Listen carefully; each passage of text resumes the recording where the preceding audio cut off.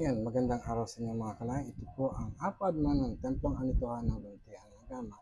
So, nandito ko ngayon sa aking opisina, maliit na sulok sa loob ng templo, para makipagkwentuhan sa inyo. Actually, kaninang umaga is naggawa tayo ng video, isang unlisted video sa YouTube na kung saan ay ipapadala natin sa ating mga estudyante ng Hilot Binibaylan Alignment Training Program na kahapon ay isinagawa natin. So, kumbaga, yung video na aking ginawa ay isang summary lang po for the sake of absent. No? Dahil kasi next week, magkakaroon na po kami ng OJT or practice learning of practice or application of learning na kung saan yung ating mga mag-aaral magsasagawa na ng practice session. Kumbaga, sila ay mag-take ng client, um, mag-analyze at gagawa ng treatment plan at isasagawa nila yung treatment. No? Pero napag-usapan din namin kanina, gumawa ako ng review together with Lakay Magbay Agama tungkol sa paraan ng panggagamutan at yung paano ba nagkakaroon ng sakit. At usually, ang pinag-usapan natin kasi kahapon ay yung stroke. At sa pag-uusap natin kahapon is yung sistema na kung saan ay yung araw ay ginagawang gabi at yung gabi ay ginagawang araw. Dahil nga nagkakaroon tayo ng trabaho sa gabi. So imbes na yung gabi ay oras ng pagtulog, ito ay nagiging oras ng pagtatrabaho. Nung unang panahon, yung mga required na magtrabaho sa gabi ay katulad ng mga nurse, doctor, no? Yung mga pulis, kapulisan at sundalo, nagising sila sa gabi at security guard. Pero ngayon, lumawak ang scope. Nagkaroon ng pagkakataon din ng mga ordinaryong tao na makapagtrabaho sa gabi. Ika nga, parang yung call center. So yung mga taong nagtatrabaho sa call center, yung mga yung tinatawag na bayaning puyat, nagtatrabaho na sa gabi at tulog sa araw. Ayon sa batas ng kalikasan, ang araw ay sumisikat tuwing umaga at lumulubog siya tuwing hapon. At nakagawian, ayon sa ating tradisyon o kinagawian na nga natin, na pag sikat ng araw, ito ay may liwanag, doon kumikilos ang lahat. Ang mga halaman, mga hayop, mga insekto. Dito natin nakikita ang kagandahan ng kalikasan at ang gawa ng Panginoong may kapal. At nais ng Diyos na sundin natin ang batas ng araw. Ika nga, ang pagsikat ng araw at paglubog ng araw, ayun na lang. Kaso, itong mga huling panahon, nagiging makapangyarihan na ang tao. Gumawa tayo ng mga teknolohiya tulad ng electricity para mapakinabangan natin. At dahil doon, no, dahil sa karunungan ng ating taglay, yung yung naturalesa natin is nasisira. Kaya nagkakaroon tayo ng maraming karamdaman. So ngayon, bakit nga ba? So parang kanina napag-isipan ko, nagpaliwanag na sila kay at pumasok sa kaisipan ko, parang inalimbawa niya yung mga bansa sa North Pole kung saan is mahaba ang sikat ng araw o di kaya mahaba ang panahon ng gabi, ina-adjust nila. Naalala ko rin tuloy nung ako nagpunta ng Japan sa Hokkaido, ako dati, Hokkaido, Japan, alas 3 pa lang ng madaling araw, sikat na ang araw na akala mo ay alas 9 na ng umaga. Pero yung mga tao doon ay na-adapt na nila yon. Kumbaga, likas na sa kanila na alam nila kung anong oras ng sikat ng araw at anong oras ang paglubog ng araw at anong oras ng trabaho nila. Pero tayo bilang isang tao na natili dito o sinilang dito sa Pilipinas, gamay na natin mula pagsilang natin ang sikat ng araw at paglubog ng araw.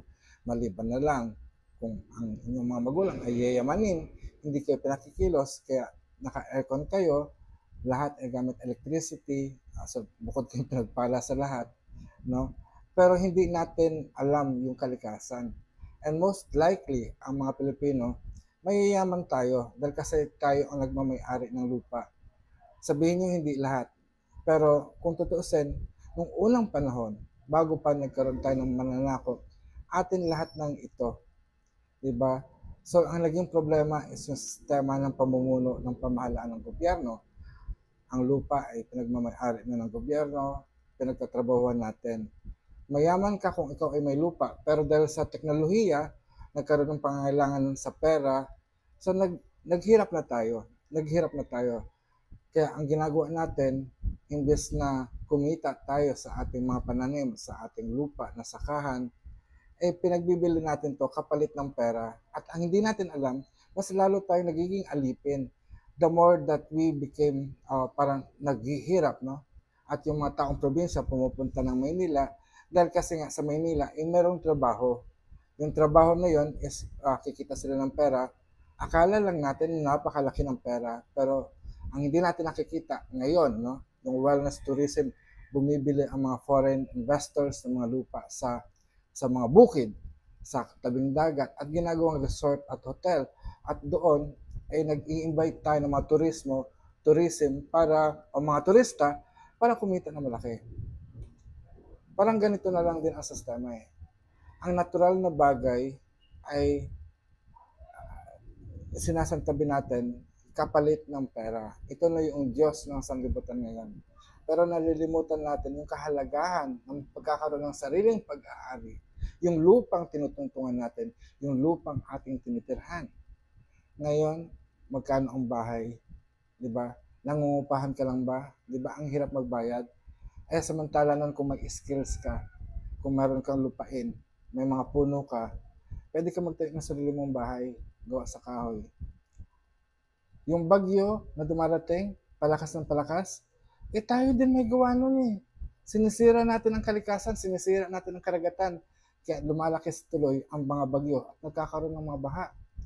Kung matuto tayo na mahalin ang ating lupa, kung matuto tayo na mahalin muli ang ating karagatan, at matuto tayo na mahalin ang ating sarili, ang lahat ng mga itong kapahamakan na ating dinaranas ngayon ay mawawala, maiibsan. Kaya nga sa Luntiang Agama, sa Templong Anituan ay patuloy nating ipinangangaral, itinuturo yung pagpapahalaga sa sarili. Oo, sarili. Kasi ang sarili mo, ikaw, ito, ay bahagi ng kalikasan. We are part of nature na dapat nating respetuhin. Kaya tayo nababastos. Kaya tayo walang bahala. Kumbaga, ini-ignore kasi wala tayong sariling dangal na iniingatan na. At ang dangal na iniisip natin ay yung mga nakikita natin dito ngayon sa TikTok, nakikita natin dito sa YouTube, nakikita natin sa Facebook, at sa kung anumang social media apps. No? Ito na yung nagiging mahalaga sa atin. Yung paano makasabay, paano maging trending, paano maging viral, lalo na yung mga social media apps natin. Kailangan maging verified ka para mag-earn ka ng money, kumita ka ng pera. Pero ano ba yung kahalagahan sa ating buhay? It is important for us to live. Ang mabuhay, yun nga yung to experience, to explore.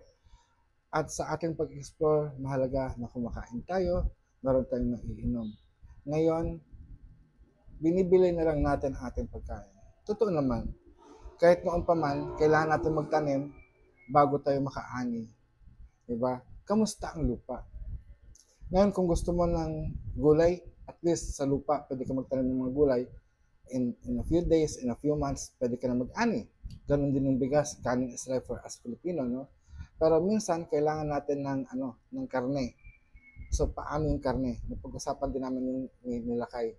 Kasi, kung magkakaroon ka ng manukan, iisipin mo yung kulungan nila, yung shelter nila, tapos yung mga patuka. Mga patuka, bibilin mo rin sa veterinary shop, no? Or no, anong tawag doon? Agriculture or poultry supply, no? At yung mga pagkain na yun is formulated na rin ng gobyerno, ng siyensya. So, ibig sabihin, kinakain ng manok, hindi na natural. So, meron na siyang program modification. Kaya pag kinain mo yung karne, so kung anong kinain ng manok, baboy, baka, ayun din ang nakakain mo. Hindi na rin siya natural. Iniisip ko nga kung ano ba talaga ang nature o ano ba yung natural. Alam mo yung kambing, siguro yun pa eh. Dahil kasi yung kambing, isuga mo lang, palayasin o pagalain mo lang, kung anong makikita niyang damo, yun ang kakainin niya. Kaya nga lang sa panahon ngayon, meron pa bang damo na makikita maliban sa yung mga nagdadamo ngayon, hinuhuli. Di ba? Yung droga. Pero to be honest, parang seryoso, yung mga damo, na wala nang damo sa Metro Manila, even that, binibenta na rin sa Quiapo. Dito sa probinsya, nakikita natin yung ibang mga damo is nagiging basura. Ngayon na lang natin napapahalagahan. Pero sa isang urbanized city, kahit sa probinsya ka pa, no, yung damo na yan is basura na rin ang tingin. Bibihira na lang ang lupa na mayroong pananim. Yung ibang mga bahay-bahay is nagtiyatsaga sa paso at bumibili ng mga halaman na mahal-mahal talaga. Hundreds, thousands ang halaga. No? Kaya nagkaroon ng plantito and plantita, naging status ko na ng tao ang pagkakaroon ng halaman, na social ka kung ganitong klase ang halaman meron ka. Di ba? Yung halos lahat na lang ng bagay ay binibili. Maaaring sa susunod na panahon, I think yung oxygen is binibili na rin sa hospital. Pero wag sanang dumating ang pagkakataon na ma-hospital ka para ma-enjoy mo kung ano man yung ibinigay ng kalikasan. Enjoy natin ang kalikasan ngayon na habang may panahon pa, na may lakas ka pa. Huwag mong ibenta ang lupa mo kung wala kang pera. Ibenta mo ang sarili mong kakayanan, yung skills mo, hindi yung pag-aari mo. Ingatan mo yan, pamana yan ng iyong nanay at tatay, pamana yan ng iyong lolo't lola. Sa iyo yan, mula yan sa pamilya mo. Yan ay dangal ng inyong angkan, dangal ng iyong lahi. Huwag mong ipagbenta, huwag mong ibenta ang yung kayamanang ibinigay sa iyo. Ibenta mo yung kakayanan mo. Ano yung skills mo? Kung wala ka nun, sikapin mong hanapin kung ano ang kaya mong gawin. Hindi yung hingi ka lang ng hingi o magbebenta ka lang ng magbebenta. Tama na kahit tama na maaari tayong tumayo sa ating sariling paa. Pero wag na tayong paalipin. So yung mga nagko-call center, no, respetado ko po kayo. Kayo po ay isang bayani ng ating bayan. Pero sana mag-isip nyo kung sino ang inyong pinaglilingkuran. Pinaglilingkuran nyo ay ang mga banyaga. Pero minumura-mura kayo, nilalait-lait kayo dahil kasi isa kayong Pilipino. Ngayon, ipagtanggol ninyo ang inyong dangal. Itayo ninyo ang inyong lahi bilang Pilipino. Manumbalik tayo sa landas ng lahi at tayo ating ikarangal na tayo ay isang lahing Pilipino, lahing Kayumanggi. Ito ang Apaadman ng Templong Anituhan ng Luntiang Agama, nagsasabing, mayari na, pag-asatin, paalam.